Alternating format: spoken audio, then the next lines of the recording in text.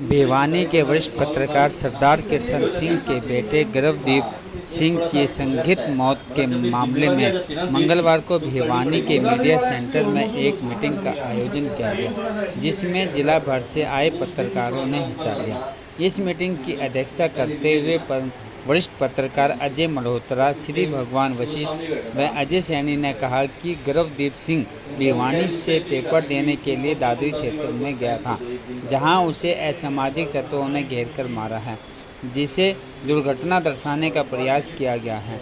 इस मामले में चरखी दादरी पुलिस की कार्रवाई से भिवानी के पत्रकार व मृतक के परिजन संतुष्ट नहीं हैं। इसको लेकर नए सिरे से जांच की जानी चाहिए ताकि सच्चाई सामने आ सके।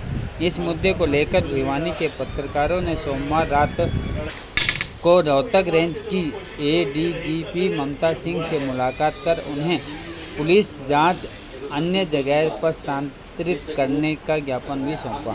भिवानी के मीडिया सेंटर में आयोजित मीटिंग में इस बात पर भी चर्चा हुई कि दादरी पुलिस राजनीतिक दबाव के चलते जांच सही दिशा में नहीं चल रही है, इसलिए जांच को अन्य जिले में स्थानांतरित किया जाए। दादरी पुलिस की भूमिका पर बोलते हुए गर्भ सिंह के पिता सरदार किशन सिंह ने बताया कि इस मामले में पकड़े गए लोगों का पुलिस ने कोई रिमांड नहीं लिया, उन्हें सीधे जेल भेजकर इसे दुर्घटना दिखाने का प्रयास किया जा रहा है। हमारे साथी कृष्ण सिंह जी का पुत्र 7 जून को घर से दादरी के लिए गया था और बाद में उसकी संदिग्ध हालात में उसकी डेड बॉडी मिली थी।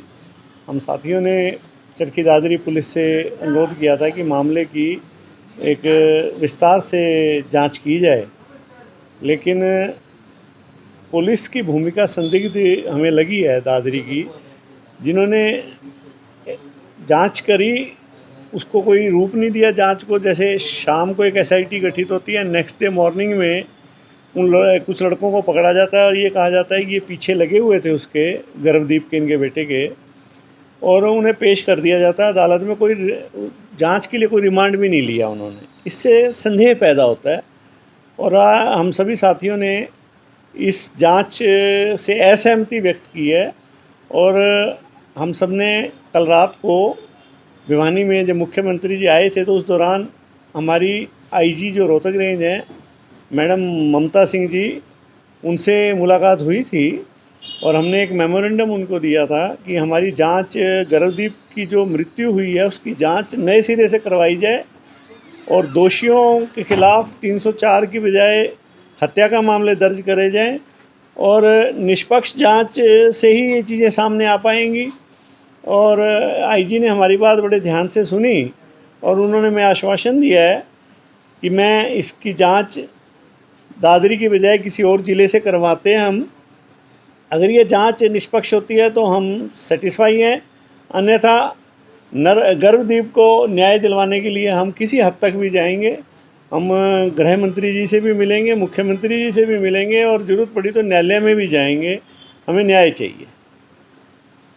वालों की तो एक मजबूरी होती है, गांव के कुछ लोग दबी जुबान में दूसरा पक्ष भी रखते हैं।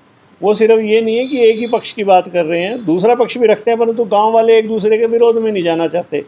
परंतु हम तो चाहते हैं कि कानून के हिसाब से चले सब कुछ, ना कि कोई जंगल का कानून हो या किसी पंचायत का कानून नहीं चलेगा। कानून का राज हो और निष्पक्ष जांच हो, दूध का दूध पानी का पानी हो जाएगा, चाहे फिर कोई भी हो उसमें।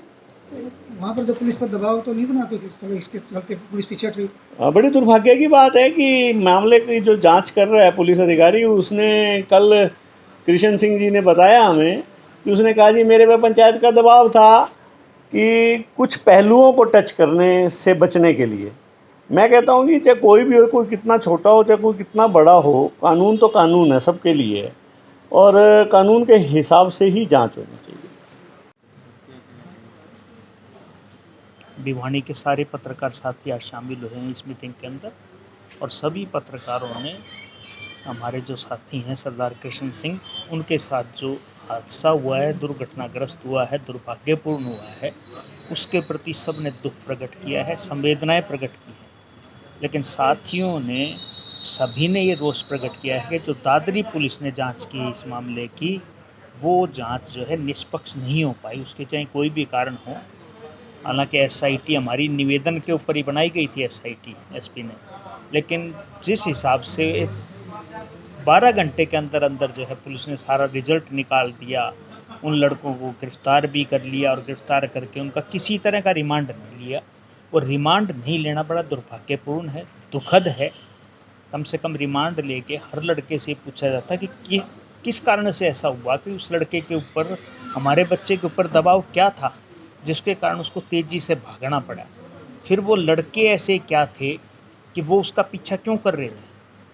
फिर भिवानी जिस लड़के ने एग्ज़ाम दे के वापस आना था, वो लड़का किस लिए गांव में गया है, उसके पीछे भी कोई ना कोई कारण है। पुलिस ने अभी तक इस बारे में कोई बात नहीं बताई है। सबसे बड़ी दुर्भाग्य की बात यह है कि दादरी पुलिस को एक बार भी हमारे पीड़ित परिवार को बुला के उन लड़कों के सामने बैठा के ये पूछताछ करवाने की कोशिश नहीं की कि भाई जो ये लड़के पीछा कर रहे थे और जिस तेज़ी से उन लड़कों ने पीछा किया, उनमें से एक लड़का तो बाकायदा जो है वो चक्कू छुरा लेके जो है उसका पीछा कर रहा था बच्चे का।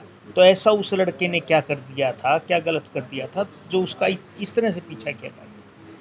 इस सब को लेके असंतोष पत्रकारों ने जाहिर किया है, और पत्रकारों ने सरकार से भी मांग की है और पुलिस प्रशासन से मांग की है कि इसकी जांच पुनः हो, निष्पक्ष और ईमानदारी से हो। देखिए, मेरा बेटा 7 तारीख को दादरी गया था पेपर देने के लिए, क्योंकि सीबीएसई का पेपर था, लास्ट पेपर था, मैथ का पेपर था। वो पेपर देकर जैसे ही वो बाहर निकला तो उसके पास उसके फ़ोन पे कॉल आती है, तो उसको बुलाया जाता है। तो एक दोस्त का मोटरसाइकिल लेकर वो गांव दूध हुआ चला जाता है। रास्ते में कुछ गांव के जो लोग थे वो उसको, जो सीसीटीवी में जो दिखाई दे रहा है, सीसीटीवी में जो लोग दिख रहे हैं 8 से 10 लोग हैं जो उसकी घेराबंदी की हुई है। जब थोड़ा सा हमने और सीसीटीवी भी देखे हैं, उसमें भी और लोग भी दिखाए, कोई हाथ में सरिया ले रहा है, यानी कि पुलिस ने इतना सहयोग नहीं किया। जो सीसीटीवी जो इकट्ठे किए हैं वो हमने अपने लेवल पे इकट्ठे किए थे। पुलिस तो बाद में उन्होंने सहयोग फोर्स भेजी थी वहाँ पे, ताकि पंचायत का या गांव वाले कोई अनहोनी और ना हो जाए। देखिए, एक तरफ पुलिस बोल रही कि इसका घेराव किया गया है, डीएसपी के बयान थे उसमें। देखिए, जहाँ पर वो घेराव किया गया वो गांव है, और जो हादसा हुआ है उस सीसीटीवी फुटेज के बाद खेत शुरू हो जाते हैं, ना तो वहाँ कोई सीसीटीवी, जबकि अगर कोई उसके पीछे जाता है, ये तो है नहीं कि 1 किलोमीटर जाके वो लोग वापस आ जाएंगे। जबकि जो एक्सीडेंट दिखाया गया वो कच्चे रास्ते पर, बिल्कुल जो 7-8 किले अंदर हैं, पक्के रोड से जो अंदर है वो 7-8 किले अंदर हैं। तो आपने देखा होगा वहाँ पर किस प्रकार से जो आपका लड़का जो पाया है। जब हमें सूचना मिली, हम करीब रात को 10 बजे वहाँ पहुँचे थे। पुलिस ने हमें कोई सूचना दी, हम यहाँ थोड़ा सा लोकेशन, मोबाइल की लोकेशन के हिसाब से हम मौके पर पहुँचे थे। जब वहाँ देखते हैं तो बॉडी खंबे से थोड़ी दूर है, और जो उसकी पगड़ी है वो बिल्कुल भी इनकी टाइट पगड़ी बांधता था, वो नहीं हट सकती। अगर खंबे टकराती है तो खंबे के पास ही गिरती। और उसका पिट्ठू बैग जो सीसीटीवी में, पूरे सीसीटीवी में नज़र आ रहा है, वो भी काफ़ी दूर था। अगर एक्सीडेंट होता है तो पिट्ठू बैग कैसे उतर गया? पिट्ठू बैग तो साथ ही होना चाहिए था। बॉडी भी काफ़ी दूर है उस खंबे से, मोटरसाइकिल और भी दूर है उस खंबे से। अगर जो रिम है, मोटरसाइकिल का रिम है, बिल्कुल सेफ है, सिर्फ लाइट टूटी हुई है, वाउचर टूटा है मोटरसाइकिल का, तेल की टंकी है वो भी बिल्कुल सेफ है उसकी। तो ये एक्सीडेंट किसी भी इनकी एंगल से एक्सीडेंट नहीं लगता। ये लगता है कि जैसे जांच नहीं कटी। जो शुरू में रिपोर्ट दर्ज की गई थी वही रिपोर्ट आगे बढ़ा रही है, जबकि सीसीटीवी फुटेज आने के बाद भी उसमें कोई भी धारा नहीं जोड़ी गई। तो क्या मांग? न्याय चाहिए हमें तो। अगर पुलिस न्याय करती है तो इंसाफ मिल जाएगा।